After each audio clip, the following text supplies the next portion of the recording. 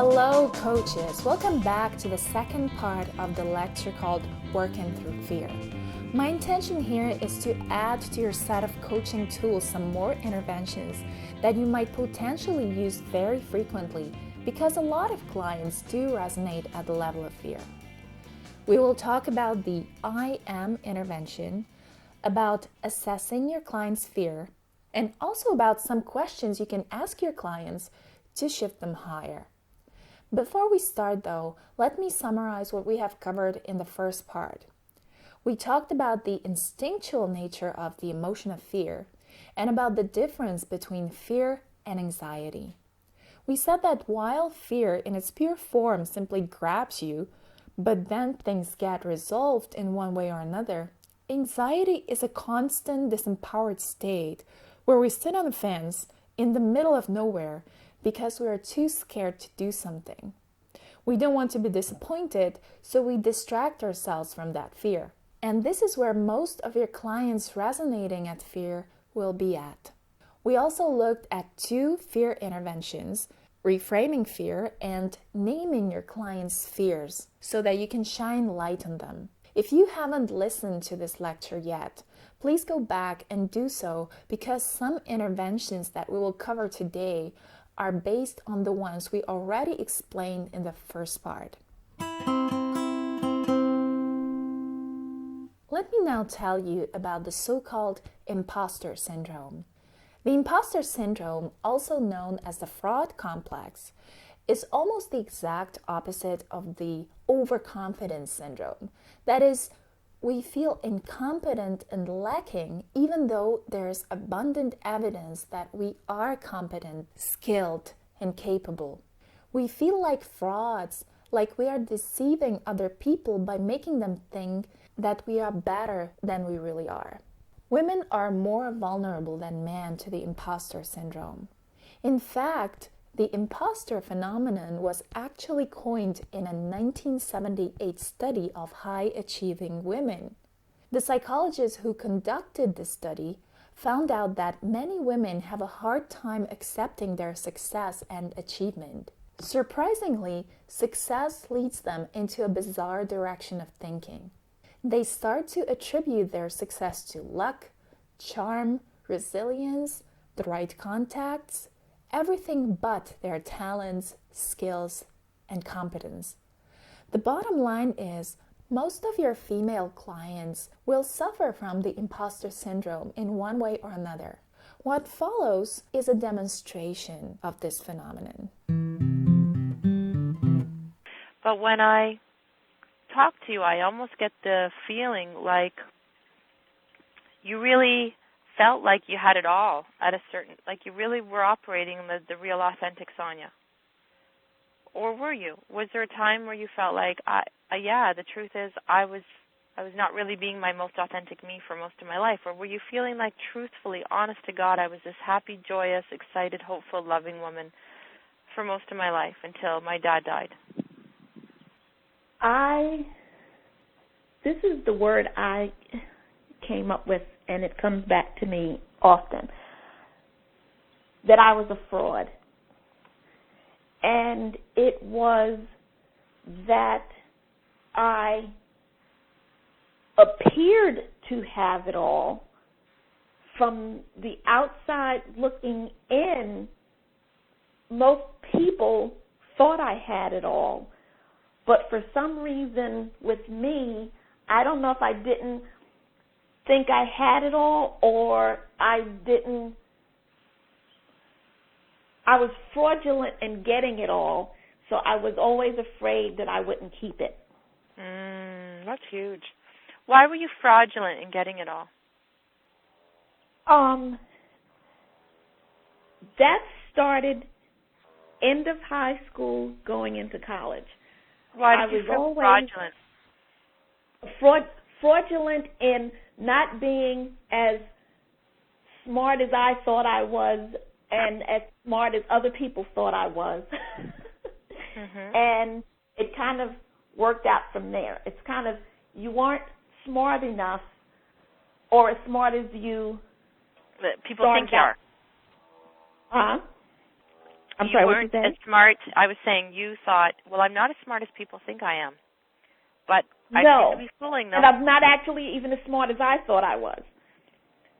Okay. I thought I was a smart, capable young lady.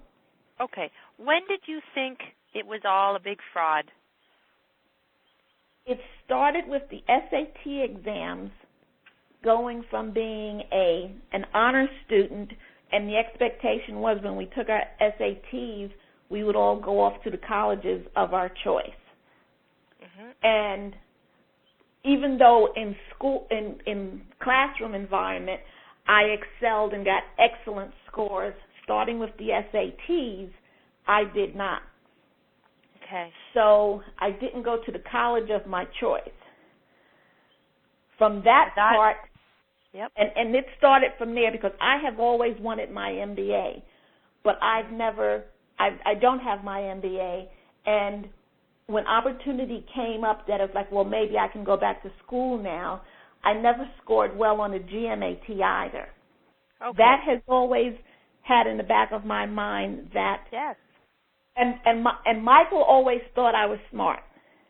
See, yeah. I heard him describe me to someone one time, actually, and this was before we were married, this is when we were just dating, but Michael thought, on top of the fact that he thought I was cute, but he thought I was a very smart young lady. Yeah. And in that, inside you thought, you don't really know me. Thank you for thinking that, but you don't know I'm not as smart as you think I am. No, but because that was, but being smart was always part of my identity. As a child, I was smart. I was good in school. I was a good student. And I always felt that that's what I needed to succeed in life. And I always felt like I just missed the mark. I do not believe for 1 minute that I am dumb. I'm just not smart enough. Compared to who? You're one of the smartest women I've talked to. Compared to who? Compared to who I wanted to be. Let's now talk about the I am intervention. When we suffer the imposter syndrome, and most women do to some degree, we are panic-stricken when we think of everything we might find out if we only look deep enough. And when we find it, will the world see it as well? The I am intervention is a process that allows your clients speak their fears out loud, but this time in the form of I am, and you fill in their biggest fear. For instance, in the case of the previous client, you would have her say, I'm a fraud. Here's your homework. And we're going to talk in 1 week from now, because I'm going to give you an extra spot. I'm going to make a spot available for you, and I'll email you a spot, and you're going to come and talk to me in 1 week from now.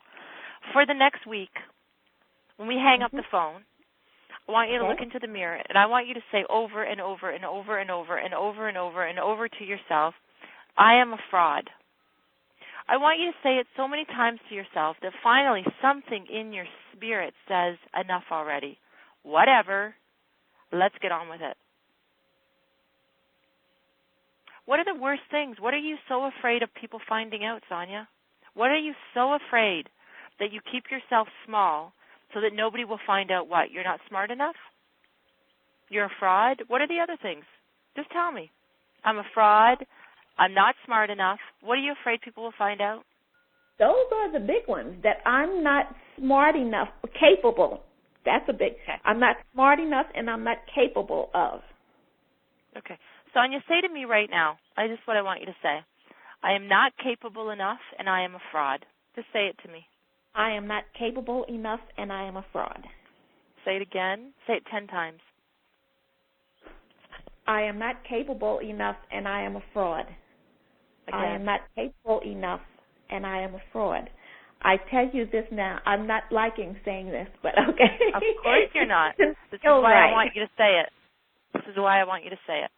Say it again. I am not capable enough and I am a fraud. I am not capable enough, and I am a fraud. I am not capable enough, and I am a fraud. I am not capable enough, and I am a fraud.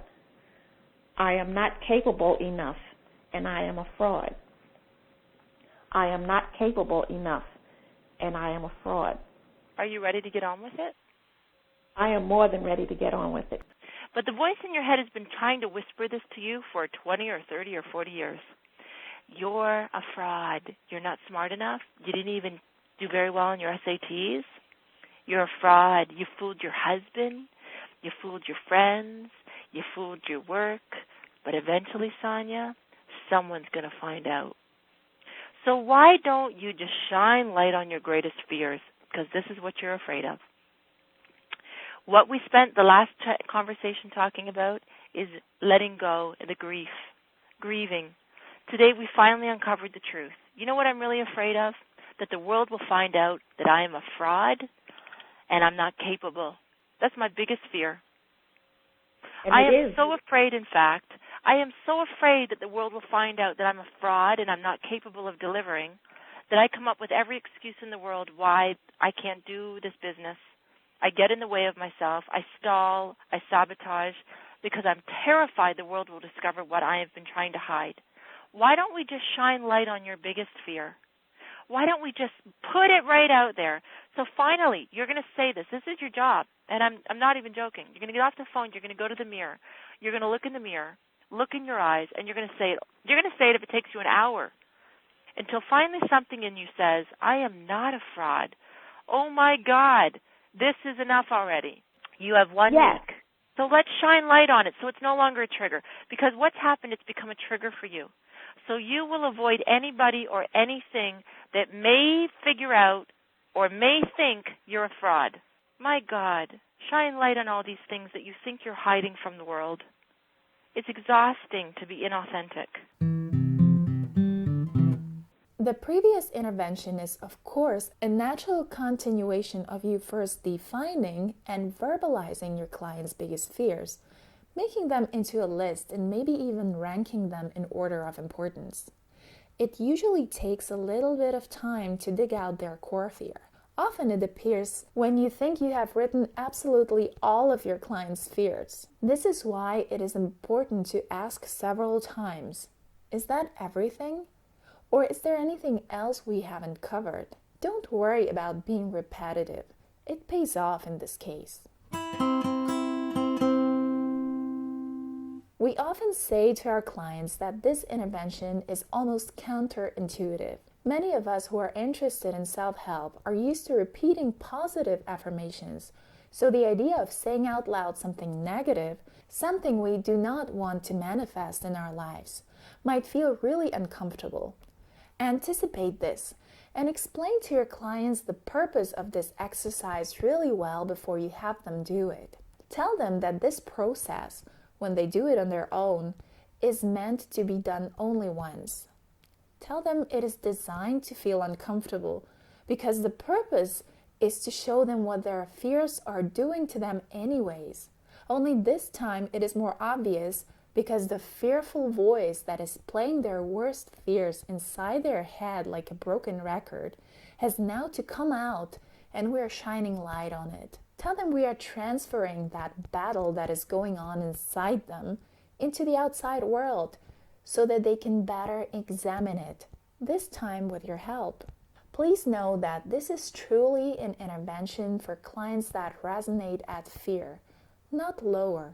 I remember one time doing this process with a woman I know. It was not an audio session. We were both in the same room and we had a mirror with us. My client's biggest fear was that she's just like her mother. When she attempted to say this while looking at herself in the mirror, she just couldn't do it. She was paralyzed, not able to speak a word. It was only after we cleaned things out in several sessions, after we moved her from victimhood into grief, that she was able to do this process with me. Sure, it felt uncomfortable, just as it is meant to, but she could do it because we previously shifted her high enough on the map of empowerment. Doing this process prior to her being in fear was truly premature. Let me give you another reason why the I am intervention works. From psychology, we know that people who experience anxiety tend to exaggerate danger, both in the probability of it realistically happening as well as in its magnitude. And the way people suffering from anxiety disorders deal with this anxiety is that they avoid situations that might potentially lead to a negative outcome. They put off their decisions and ruminate about those threatening situations that might come up in the future. Sound familiar to a degree? Well, if so, it is because we have to realize that anxiety is a continuum, an emotional range, if you will. This means that the tendency to exaggerate the realness of danger, to avoid situations that may end up negatively, to procrastinate on making decisions or to overanalyze is normal for most of us. And only at some point does it become clinical anxiety or diagnosed panic attacks. These behavioral tendencies are all very much present in clients that resonate in fear. The purpose of the next excerpt is to show you how when we resonate at fear and when we are unconsciously afraid of something, we will manifest avoidance in our behavior, even if a fantastic opportunity presents itself. Okay. Do you see that the clearer that you get on your plan, the clearer and easier it will be for you to be able to sell this to somebody so they can give you some money?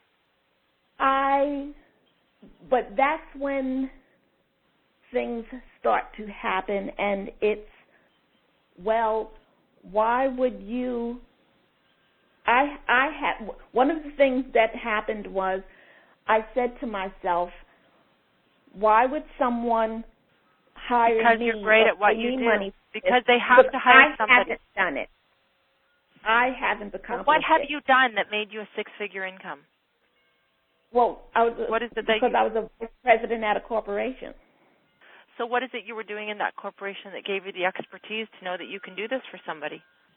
My knowledge and experience. Okay. So why don't you get really clear on a bio of your knowledge and experience? Do you have that bio? Are you really clear on what your knowledge and experience is, and then what you can do to help somebody bring their dream to fruition? Have you taken the time to do that? Okay, Sonia, what I'm saying is, let's imagine right now to say, Sonia, I love what you're saying. I want to hire you in my company. I want to hire you as my business coach. Are you still with me? Yes. Did I lose you? Did you hang up? No, I'm here. Okay, something's cutting out. Maybe it's you, maybe it's me. Okay, so Sonia, let's imagine for a minute that I said, wow, you know what, we could really use you in our company. We could really use somebody who we met with once a week that helped us strategize and plan for our company's next 10 years. Mhm. Okay, is that what you're talking about? Would that excite you? Yes, it would. Okay. So you would say to me, Crystal, this is what I do and this is how I do it and this is what gives me the experience to do this and this is what I charge. And then I would say, you know what, that sounds pretty amazing. I think that I would want to have somebody that I could bring on board that I know that would be our business coach. Do you believe in yourself? If I were to say to you, Sonia, I want to hire you and I want to help you bring my company to the next level. I believe. Are you equipped? I believe I am equipped to do that. What I do not believe is that the opportunity would come because I do not. Sonia, it's never going to come. I kept getting it's to never going to come if you have keep this attitude. Sonia, it's not going to come because of your attitude, not because of your experience, your intelligence, your charm, your personality. It's not going to become because of one thing that you've set yourself up with this belief. Because what if I were to say to you right now, we could really use you? In fact, geez, I have about 10 friends that own businesses that if you did a great job for me, that you could probably step in and help them with theirs. In fact, I have a dream team of coaches that if you were an amazing business coach, you could probably join that dream team. In fact, do you get what I'm getting at, Sonia? In fact, I could probably write a book on how to help women become empowered in business, and we could probably do that book together. Because opportunities come along all the time. But I would be afraid if I just extended an offer to you and you said, I do believe I could do it, but I just don't think the opportunities are coming to me. Will someone just said that to you, an opportunity could come to you, and you don't seem like you're ready. What would you need to do to get ready? I would be, I put myself in a different place and attitude depending on the environment. If I Tanya, were the environment isn't going to come if you don't shift your attitude. But that's where the fraud part comes in. So this is what we need to work on. A great way of testing if your interventions work is doing what's called an ecology test. In the case of Sonia, the client you just heard, you would check after she has done her IM intervention on her own whether or not she still has the same fearful reaction. How have you been? I have been good. I completed my burning ceremony. How did that go? I did my mirror exercise. Yeah, how is it all going? First off, tell me about your mirror exercise. The mirror exercise was interesting because it was hard to do. When I looked in the mirror, I did not want to tell myself that I was these things. I know. And my subconscious mind, when I would say I am a fraud, she was screaming, "No, I'm not." Mm-hmm. So yeah. It's kind of interesting. So I really, like I said, I did the exercise. I did it a couple of times, but I really, it wasn't something that I did for a week or something. It was kind of like by the time I was into the possibly third day, it was, we've got to find something more constructive to do. I don't mind doing an exercise, but this isn't it. Yeah, so I want you to understand that the point of that exercise was not to do it every day for a week. It was to do it once. It was to do it once, over and over and over, until you finally go, okay, no, I'm not. No, I'm not a fraud. I'm ready to get on with my life, which what I'm hearing is exactly what happened. Finally, you reached a point that I guess what was happening to me was when that happened, it was like, well, okay, I'm supposed to do the exercise again. And it was like, no, because good. That's exactly what I wanted to happen. Pretty soon. Yeah, that's exactly what I wanted to happen. I wanted you to go, no, I'm not a fraud. Let's get on with it. Okay, so I didn't get my MBA. I have so much to offer. I'm great at what I do. I know that I could do a great job. I've got to stop worrying about this deep underlying fear that someone will discover that I'm not what I thought I was supposed to be. I'm great. I'm going to do a great job at this. Is that what happened for you? Yes. And like I said, really happened the first time I was doing, I don't mean the first time I said it. I'm just saying that the exercise itself, while I was in the mirror doing this, it was right. No, I am not. So let's stop. Yeah, let's get on with it. Yes. Yeah, that's the point of that exercise. It's certainly not for you to do affirmations for a week of calling yourself a fraud. It's really for you to do it one time over and over and over and over and over until the moment clicks in your head where you say, okay, this is ridiculous. Yes. Well, it didn't why take am I doing this? very long I don't know how many, because I was really just continually saying it. But I'd say someplace between a number of 1 and 20, 25 tops, it was, okay, we have had enough. My inner person was objecting to it. So now what about if I were to say to you now, Sonia, so Sonia, I've been thinking about this job that you want to do, and I got to be honest with you, I think that you're a fraud. What would I say to that? How does that make you feel inside? Not what you would respond with, because you can respond with some pretty smart words. But how would that make you feel inside? Honest. Disappointed. Disappointed because it's not true. Good. Does it trigger you? Would it make you feel like you'd want to run away and not do the job? No, actually it triggered me to, when we were having that conversation before, and you said to me that, there was this possibility out there, and then my response was like, backing away. What it triggered in me was that will not happen again. It was on face, so that, the saying kind of it's not even when opportunity knocks. There's a better one than that. But it was, I will be prepared for the opportunity, because it really, sorry, Crystal, you pissed me off. I'm so glad. Apart from talking about your clients' fears and naming them, giving those fears a number as for how realistic they are makes them less overwhelming. Many of our fears are the result of pure speculations about something we don't have enough information about. Once that happens, we tend to fill in the gaps with scenarios that are not necessarily realistic. The bottom line is that your clients may get a lot of relief, not just from naming their fears, but also from assessing how realistic these fears are. To what degree are they based on reality? In therapy, this approach is known as cognitive reconstructuring. You first identify negative, anxiety-provoking thoughts and then challenge them by questioning the evidence they're based on. Just as with the mere naming of fears, your clients will ideally realize that they are jumping to conclusions as far as their fears go, that they are expecting the worst, and that they are blowing things out of proportion.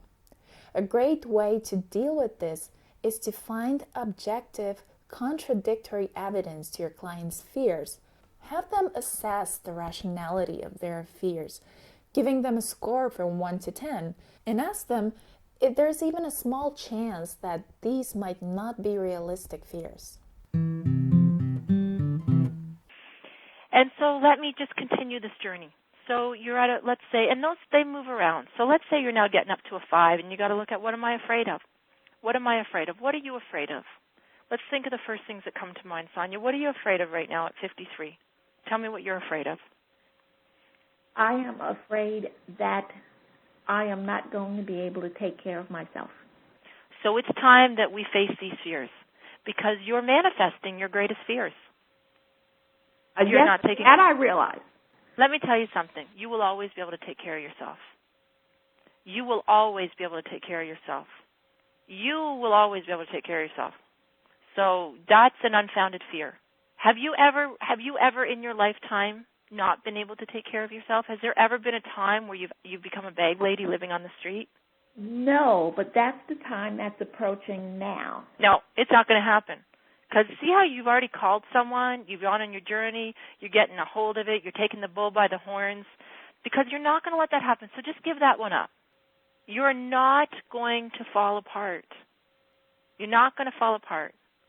And you might not have the confidence yet to know that, but I have the confidence to know that because I can hear it in your voice.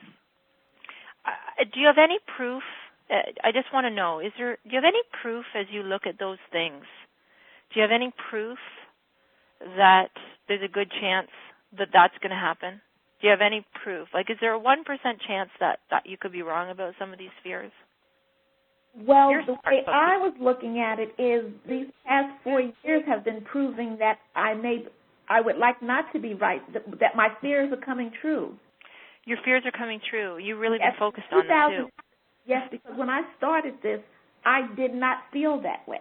I did not feel, at least I didn't think I did, that I wouldn't be able to take care of myself. I was so sure that I was going to, But Sonia, all your energy didn't go into building a new business. Your energy went into grieving and healing your broken heart. The main goal of assessing your client's fears is to give them clarity on, is this fear a fact or is it just a thought? As you can see, a lot of fear interventions involve asking the right type of questions. Like we said in the previous lecture, fear can be reframed as the flip side of desire. In fact, There are almost two types of fear. The fear that one day somebody will find out about us, the very thing that we are so ashamed of being, the thing that we wouldn't want anyone to know because it's just unacceptable. And then there's the fear that our most treasured dreams won't come true. In the first case, you can do all the interventions we have covered so far. You name your clients' fears and shine light on them, assess how real they are, have them do the I am process. In the second case, you can simply shift your clients higher by focusing on desire, on what it is that they actually want. What would change if they were not afraid? You can do this by asking them directly. How would things be different if you weren't afraid? What would courage have you do right now? Have them fill in the statement, if I weren't afraid, I would. Let us now see how to apply this in a practical way. Let me give you a little bit of background on the client you will hear in a while. Rochelle is 25 and she feels that she needs to break free from the dynamic that is currently present in her family relationships. Her life is very limited, among other reasons, because she doesn't live on her own. For instance, her grandmother, whom Rochelle lives with, wants her to go to bed at 8 p.m. every night and come home straight from work. If she's even a little bit late, she's scolded by her grandma. So Rochelle knows it's time to make a decision and find her own place, even if it means not being able to save as much money as she can while she lives with her family. Listen first to the very beginning of her second coaching session so that you can have a sense of how things evolve later on. Fill me in on the last we talked. I know you sent me an email a little while ago. It sort of said, how is everybody coping? Like, what did you actually tell them? Kind of bring me up to speed on things from your last conversation. So shortly after our last call, I basically just had a really frank talk with my mom about how unhappy I was feeling and how I didn't really see the future that I wanted for myself living at my grandma's indefinitely. Mm-hmm. And she took it better than I expected. I mean... Yeah, she would. Why wouldn't she? Yeah. Right? So she said, like, she supports me and that her vision for me was always for me to be in my own place. Mm-hmm.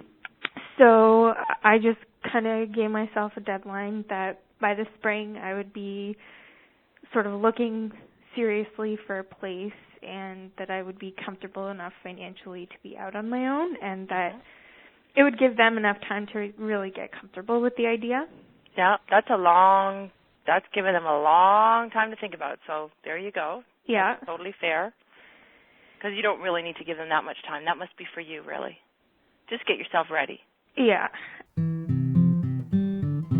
So Rochelle is getting herself ready to move out, and she gives herself plenty of time to do that, almost half a year. Listen to how this conversation evolved in the next half an hour or so.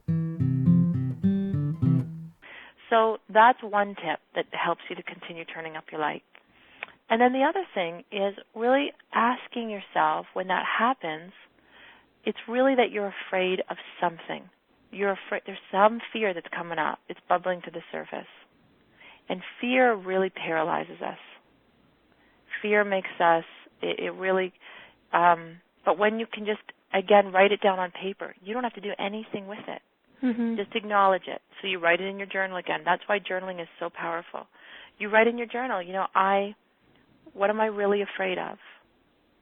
Mm-hmm. Or, if it's easier, you write, if I weren't afraid, I would. Mm-hmm. If I weren't afraid, I would. And just let whatever answers come for you.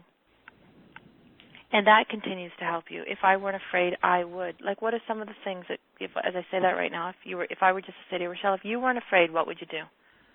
If you weren't afraid, you would. Just let it come so fast that you don't give it too much thought. I would leave tomorrow. Mm-hmm. Okay, what else?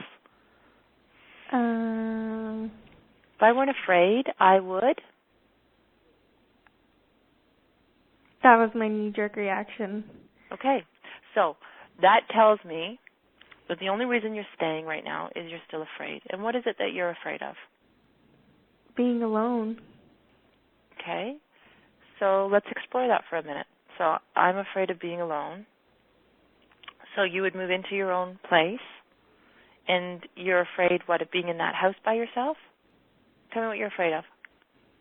Tell me how many times you've been able to invite your boyfriend over to your house.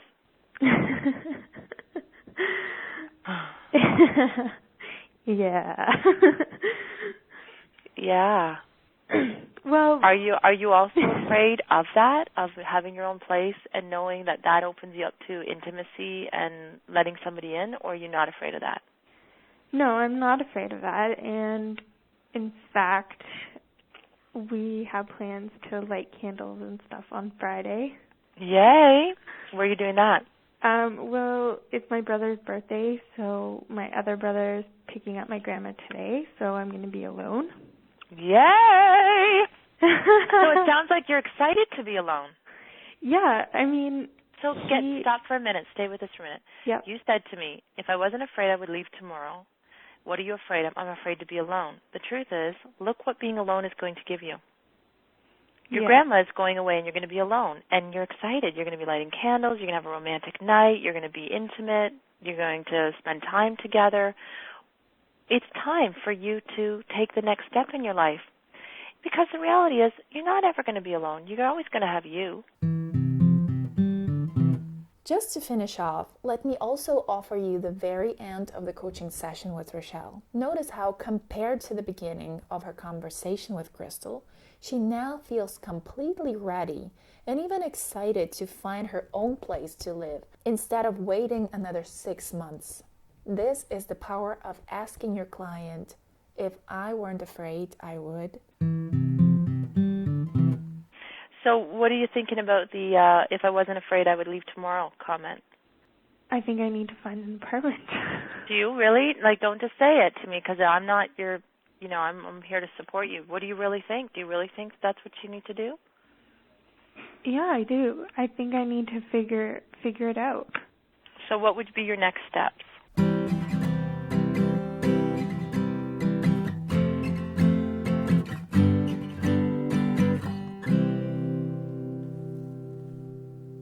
Let me now give you some points to remember. As you are working through the level of fear, you want to reassure your clients that you don't want them to take any action at this point.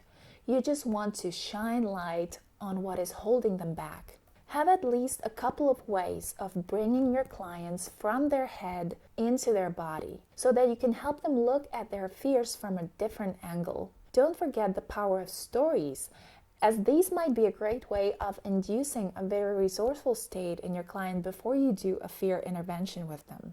Also, let me mention that we covered another fear intervention in the lecture called Exploring the Worst Case Scenario. Ladies, as always, it has been such a pleasure for me to share with you these interventions that apply to the level of fear. My wish and desire is that you absorb what you have learned really deeply. Use these tools for the benefit of your clients. Good luck with everything, and bye-bye.